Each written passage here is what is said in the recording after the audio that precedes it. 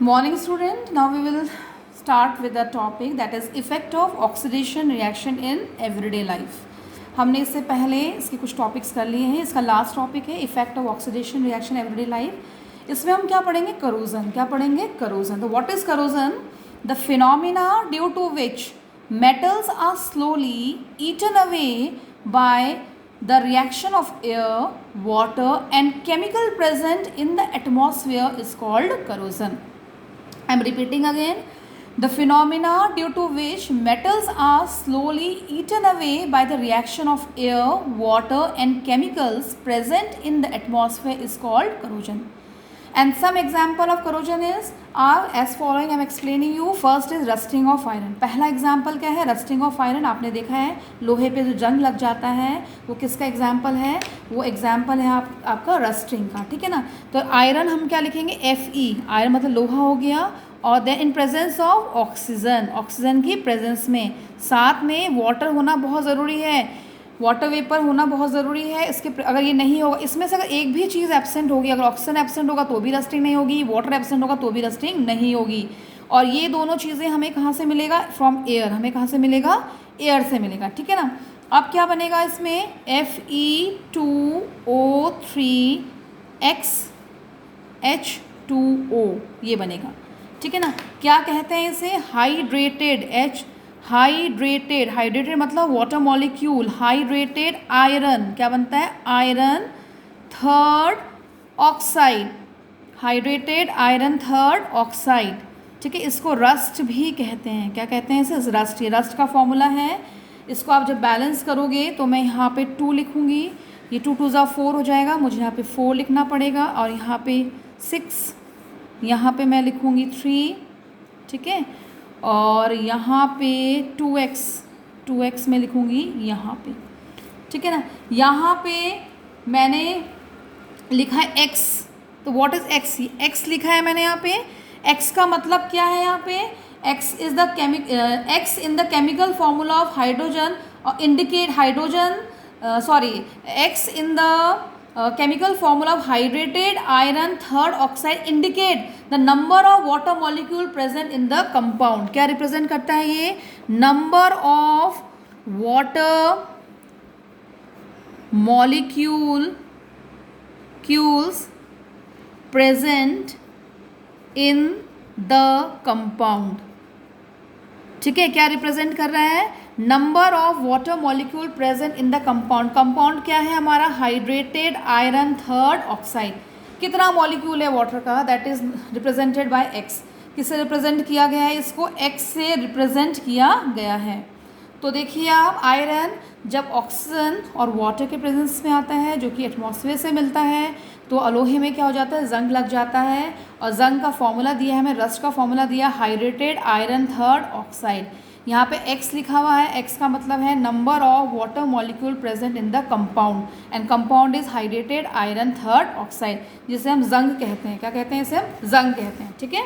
Now second example.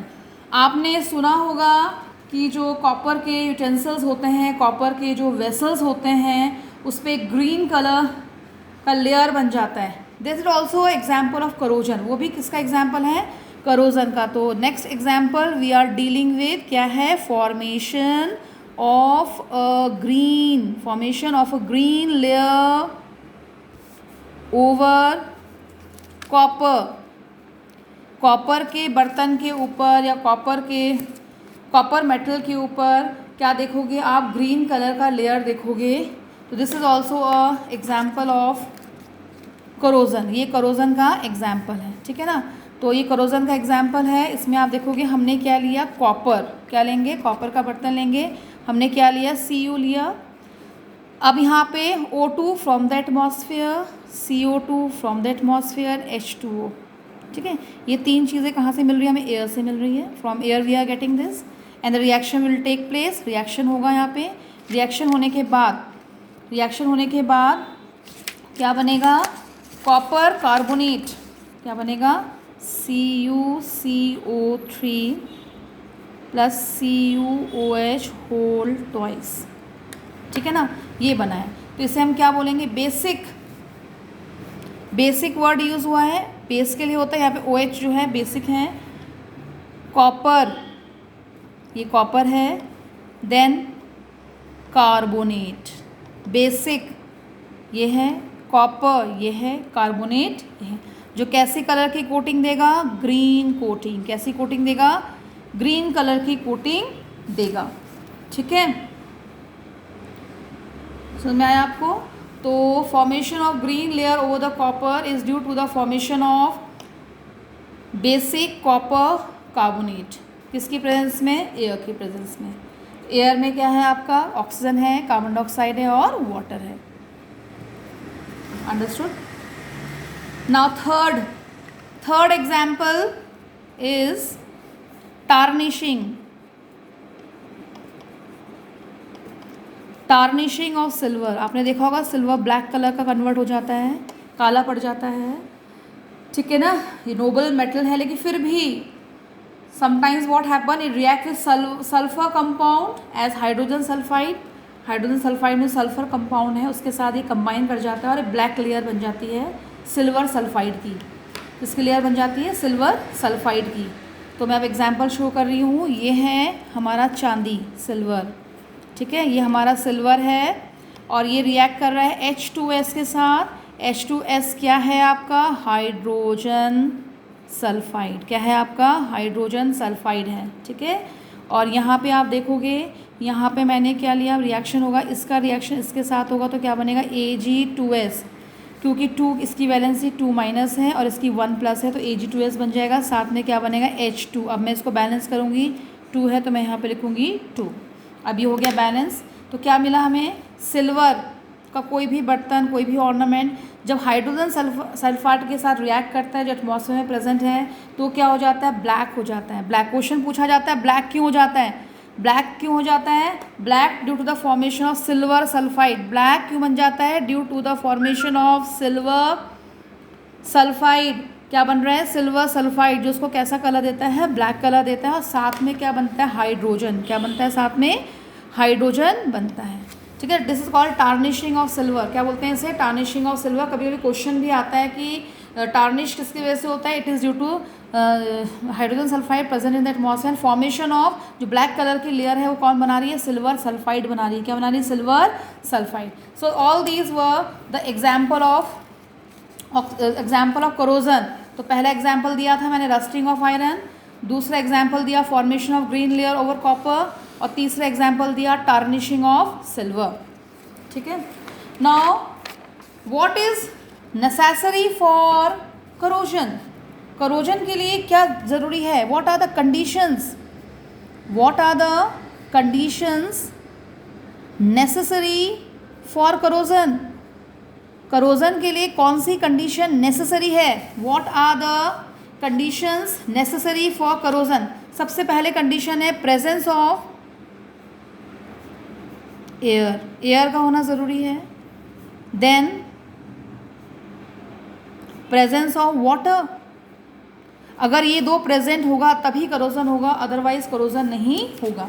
इसके लिए आपकी बुक में एक्सपेरिमेंट दे रखा है, मैं आपको सिंपली एक्सप्लेन करूँगी with diagram experiment through a simple diagram, rough diagram. मैंने ये टेस्ट ट्यूब लिया है लाइक दिस। ठीक है ना, ये मैंने टेस्ट ट्यूब लिया है। यहाँ पे मैंने बॉइल्ड वाटर लिया है। कैसा वाटर लिया है? बॉइल्ड वाटर, उबाल के लिया है पानी, ताकि इसमें एयर प्रेजेंट ना हो। और इसमें मैंने ऐसे नेल डाल दी है आयरन की। कौन सी? आयरन नेल ले ली है मैंने। ठीक है, और यहाँ पे ऊपर, इसके ऊपर मैंने ऑयल की एक लेयर लगा दी, क्योंकि बॉइल्ड वाटर में एयर प्रेजेंट नहीं है।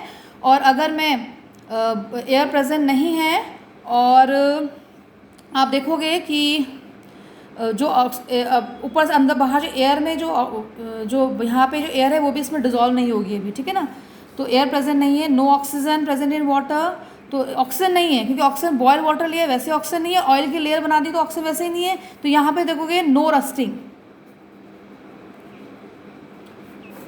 क्यों रस्टिंग नहीं है? No oxygen, no air, no oxygen, air ही नहीं है।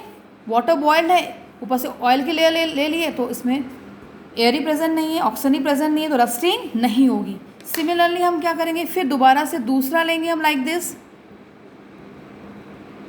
ठीक है ना, फिर हमने क्या लिया, फिर हमने इसमें नेल ली है, ठीक है ना, और हमने यहाँ पे थोड़ा सा क्या लिया है, अनहाइड्रस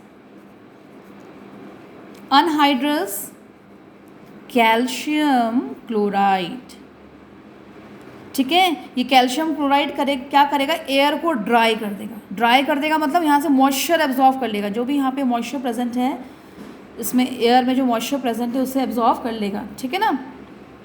नाउ अब नो वाटर, ठीक है ना, एयर प्रेजेंट है लेकिन एयर में वाटर प्रेजेंट नहीं है, क्यों, क्योंकि जो वाटर था वो किसने एब्जॉर्व कर लिया, अनहाइड्रस कैल्शियम क्लोराइड किसने एब्जॉर्व कर लिया। यहाँ पे हम कॉटन की वूल लगा देंगे तो यहाँ पे भी रस्टिंग नहीं होगी, नो वाटर, जो भी एयर में वाटर प्रेजेंट था वो किसने एब्जॉर्व कर लिया, anhydrous calcium chloride.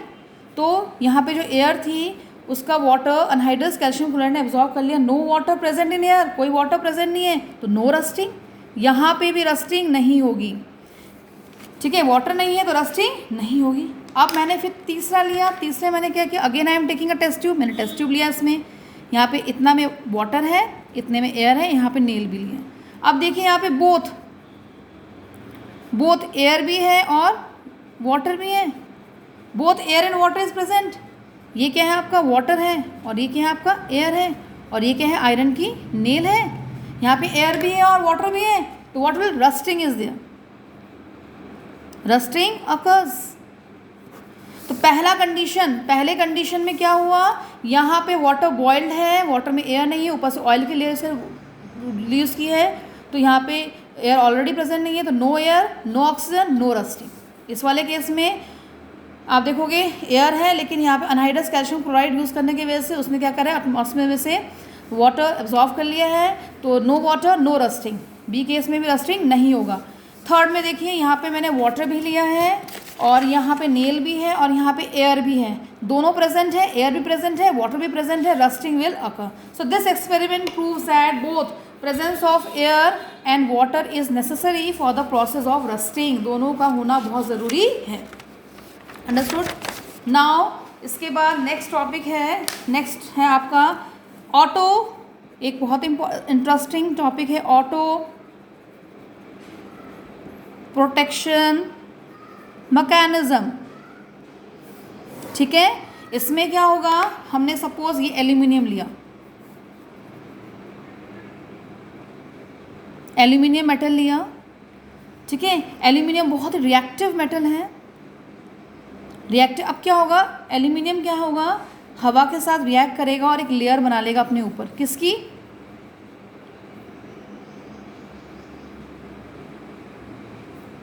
Aluminium oxide की, ठीक है, ये लेयर बना रहा है अपने ऊपर किसकी, एल्यूमिनियम ऑक्साइड की, हवा के साथ रिएक्ट किया और लेयर बनाया किसके, एल्यूमिनियम ऑक्साइड का, Al2O3, एल्यूमिनियम ऑक्साइड की लेयर बनाई। अब क्या होगा, due to this formation of aluminium oxide क्या होगा, further this will further prevent the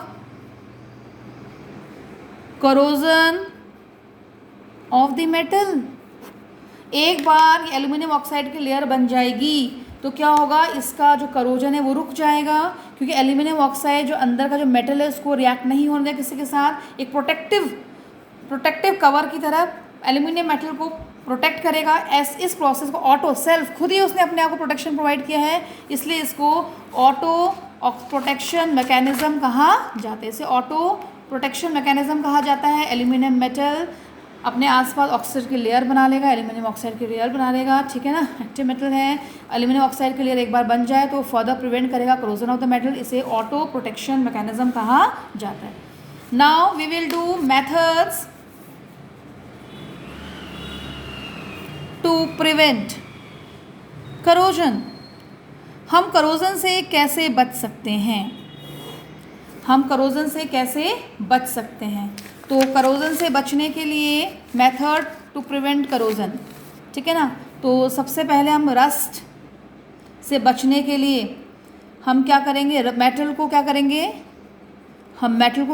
rust proofing करेंगे। क्या करेंगे, रस्ट प्रूफिंग, ठीक है। कैसे करेंगे रस्ट प्रूफिंग, हम क्या करेंगे, मेटल की पेंटिंग कर देंगे, ठीक है। अगर हम मेटल की पेंटिंग कर देंगे तो वो रस्टिंग नहीं होगा। हम उसकी ग्रीसिंग कर देंगे, ग्रीस लगा देंगे उसको, ठीक है।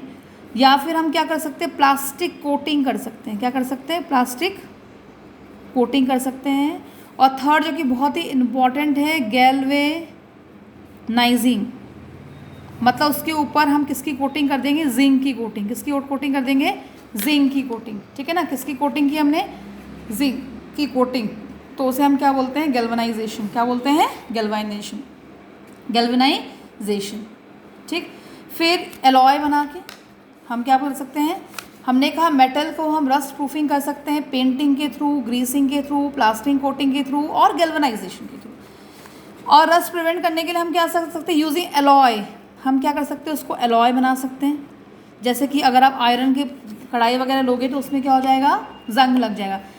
हम उसको कन्वर्ट कर सकते हैं एलॉय में, किसमें, स्टेनलेस स्टील। एलॉय में डिटेल में पढ़ाऊंगी, आपकी बुक में मेटल एंड नॉन मेटल वाला चैप्टर है, उसमें मैं डिटेल में पढ़ाऊंगी। तो स्टेनलेस स्टील में हमने कन्वर्ट कर दिया उसको, तो अब उसमें जंग नहीं लगेगा, ठीक है, ठीक है। तो these are the method to prevent corrosion. हम इससे करोजन क्या कर सकते हैं, करोजन से बचा सकते हैं। फिर आपका दूसरा और लास्ट टॉपिक है इसमें, रेंसिडिटी। क्या है, rancidity, RANCID, rancidity. What is rancidity? Slow oxidation of oil and fat present in the food material. Rancidity क्या है, जो ऑक्सीडेशन है। क्या है rancidity, oxidation. Rancidity is a oxidation of oil and fat present in the food material, present in the food material, resulting in the production of foul odor, गंदी सी बदबू आएगी, and test भी उसका अच्छा नहीं रहेगा, ठीक है ना। तो इसे हम क्या बोलते हैं, रेंसिडिटी। क्या बोलते हैं इसे, रेंसिडिटी कहते हैं। जो आपका खाने में जो तेल है, जो फैट है, वो क्या हो जाएगा, ऑक्सीडाइज हो जाएगा, जिससे खाने का टेस्ट और उसका स्मेल बिल्कुल चेंज हो जाएगा, उसे खा नहीं पाओगे। That is known as rancidity. क्या बोलते हैं इसे, रेंसिडिटी, ठीक है ना। और when cooked food items are placed open for long time, गर्मियों में आप खाने को बहुत लंबे समय तक बाहर रख दोगे, या फिर गर्मियों में क्या वैसे आप खाने को बहुत लंबे समय तक बाहर रख दोगे, तो दे बिकम रेंसिड, वो रेंसिड हो जाते हैं, and they become unsuitable for consumption. आप उसको कंज्यूम नहीं कर पाओगे और बहुत गंदी सी स्मेल आएगी उसमें, ठीक है। और मोस्टली गर्मियों में तो ये बहुत ज़्यादा देखने को मिलता है, ठीक है। तो now effect, we are saying method, now this is known as rancidity. Now methods to prevent, हम रेंसिडिटी को कैसे प्रिवेंट करेंगे, what are the various method to prevent rancidity. सबसे पहले हम क्या करेंगे, पैकिंग फूड मटेरियल। हम क्या करेंगे, packing food material in air tight containers, ठीक है। फिर हम क्या कर सकते हैं, रेफ्रिजरेशन। हम रेफ्रिजरेटर्स में उसको रख सकते हैं इन लो टेम्परेचर, फूड को हम रेफ्रिजरेटर में रख सकते हैं, लो टेम्परेचर में रख सकते हैं, ठीक है ना। और एक बहुत ही इंपॉर्टेंट, जब चिप्स वगैरह खाते हो उसमें जो हवा भरी जाती है वो नाइट्रोजन होती है, और नाइट्रोजन गैस इनर्ट होती है। जो चिप्स के अंदर ऑयल है उसके साथ वो रिएक्ट नहीं करता, तो पैकेट आपका बहुत दिन तक ठीक रहता है, उसके अंदर जो भी फूड प्रोडक्ट है वो बहुत लंबे समय तक क्या होता है, ख़राब नहीं होता। तो इससे हम क्या करते हैं, packing of food item like potato wafers आते हैं, ठीक है ना, आपके लेज वगैरह इस तरह के रेफर्स आते हैं, इन पैकेट्स। हम किस में रखेंगे, इन पैकेट्स कंटेनिंग नाइट्रोजन गैस, क्योंकि नाइट्रोजन गैस इनर्ट होती है, वो फूड में प्रेजेंट ऑयल और फैट के साथ रिएक्ट नहीं करेगा, ठीक है ना। आप फूड को डायरेक्ट सनलाइट में नहीं रखोगे, ठीक है, यू विल अवॉइड इट। आप डायरेक्ट सनलाइट को अवॉइड करोगे, क्योंकि डायरेक्ट सनलाइट में रखने से भी कुक्ड फूड बहुत जल्दी ख़राब हो जाता है। और इसमें हम क्या, बहुत इंपॉर्टेंट है, ये क्वेश्चन पूछा जाता है लास्ट, ये वो है एडिंग, लास्ट पॉइंट है एडिंग एंटी ऑक्सीडेंट्स। आप क्या ऐड कर सकते हो, एंटी ऑक्सीडेंट ऐड कर सकते हो, जैसे कि फॉर एग्जांपल ये दो बहुत इंपॉर्टेंट एंटी ऑक्सीडेंट हैं, BHA, ठीक है, और दूसरा है BHT। ये दो एंटीऑक्सीडेंट हैं। BHA means butylated hydroxy anisole, ठीक है, और BHT means butylated hydroxy toluene. So by adding these antioxidant, इसको भी ऐड करके हम लोग अपने खाने को क्या कर सकते हैं, बचा सकते हैं, ठीक है ना। तो these are the method to prevent rancidity. और हम आज इसको यहीं पे ख़त्म करते हैं। तो आज हमने टॉपिक लिया है करोजन, और करोजन के साथ हमने रस्टिंग किया, formation of green colour coating in the copper utensils ये किया, उसके बाद हमने किया टार्निशिंग ऑफ सिल्वर, उसके बाद कंडीशन नेसेसरी फॉर करोजन, उसके बाद हमने कंडीशंस को एक्सप्लेन किया थ्रू एक्सपेरिमेंट, देन हमने कुछ एक्सेप्शंस भी किए जैसे कि ऑटो प्रोटेक्शन मैकेनिज्म, उसके बाद हमने किया method to prevent corrosion of iron, उसके बाद हमने रेंसिडिटी किया, और रेंसिडिटी के करने के बाद हमने किया method to prevent rancidity.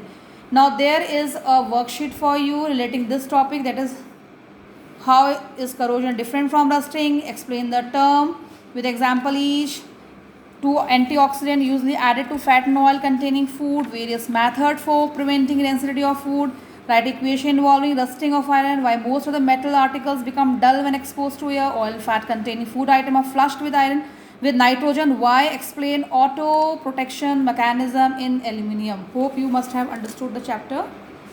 Thank you.